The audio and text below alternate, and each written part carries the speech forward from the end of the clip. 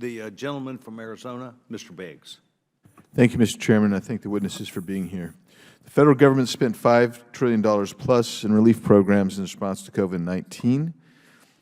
And estimates vary widely, but testimony from experts before this committee last year suggested that waste, fraud, and abuse in the COVID-19 unemployment program alone exceeded $400 billion, at least half of which went to organized foreign crime syndicates. So I've got a bunch of questions for each of you. I'm not going to be able to get to all of them, but I'm going to start with Mr. Delmar. I'll try to get back to you, Mr. Turner, so you're off the hook for the beginning. But Mr. Delmar, the Treasury Department is responsible for managing coronavirus relief funds, state and local fiscal recovery funds, as well as several other funds. Can you provide the committee with the total amount of funding that remains unspent across accounts at Treasury? Yes, I can. We can actually give you a specific written summary. When might we expect that? I can get that to you next week, sir. That would be beautiful. Thank you, Mr. Delmar. And that would include on what state agencies as well? Would that include what amount of money remains unspent in state agencies? Do you have that information? I don't know. I will find out, and I will get back to you. Okay. Does your office have on hand, and you'll need to get back to me, I'm sure, on this too, state-by-state numbers for unspent funding, both obligated and unobligated in programs that are unexpired or otherwise expired? I believe we have them for overall, and I'm sure we could probably find them on a state-by-state basis. Okay. If you could please provide what information you have to the committee by next week, that'd be great.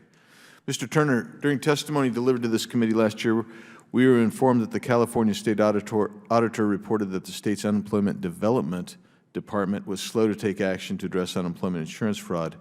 In total, California alone lost in excess of $10 billion to fraudulent claims. And you've mentioned some of those. Can you identify for us some of the failures of the California Department? Well, let me just say, it was just not California. We found that some of those problems that California experienced was experienced throughout the country. And so I hear what you're saying, but it was really through our reviews. Could the gentleman answer the question Yes. specifically as it relates to California, please? And if you want to generalize, I'm okay if you just say they all had self-identification, which was a problem. Whatever. Are we getting back to that? Yeah, it was self-certification, and also there was stolen identity, stolen Social Security numbers. So you had ID theft as well? Correct. Okay. Yeah.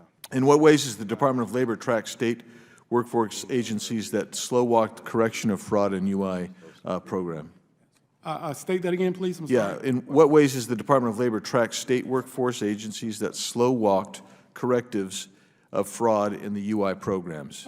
Basically, through our reviews and audits, we're able to take a look at are they meeting the standards. I think the standard is to issue those payments out between 14 and 21 days, and the average was 1 to 2 months.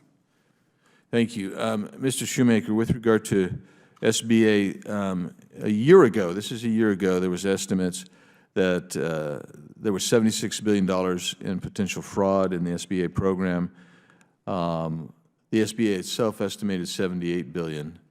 Secret Service estimated $100 billion, and in improper payments. What is that number finally that SBA holds to now in improper payments? Thank you for the question. The number you're referring to was $78 billion in the EIDL program. That was a result of work from our office, and that was a collection of our reports that we removed the duplicates, so that we had a number that was $78 billion. That number is at $86 billion, from ensuing work. That does not include the PPP program. Our work in that area has uncovered at least probably another $20 billion on potential fraud in the PPP program. But we have an ongoing project right now to come up with a comprehensive estimate of the fraud within the PPP and the EIDL program. So currently, what I could tell you, it will be more than $100 billion. Thank you. And then I just want to get back to you, Mr. Turner. I want to make sure I understand what the estimate of the fraud that your agency has uncovered, the IG's office has uncovered in the unemployment arena. We're looking at $76 billion, and that's based on the fraud rate that the department produced at 8.5 of $888 billion. So 76 billion is what and we believe that's on the low end for the fact that PUA was not included in that number. The department will have the PUA number issued sometime this year is what they've told us. All right, thank you. I appreciate all of you being here. Thank you, Mr. Chairman. I'll yield. Mr. Turner, I'd like to just ask a question just to follow up, be sure Mr. Mafume and I got it.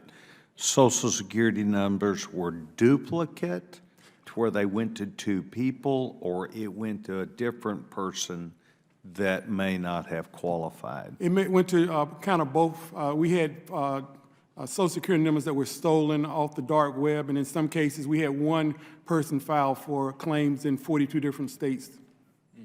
Yeah. Thank you, Mr. Turner. The gentlewoman from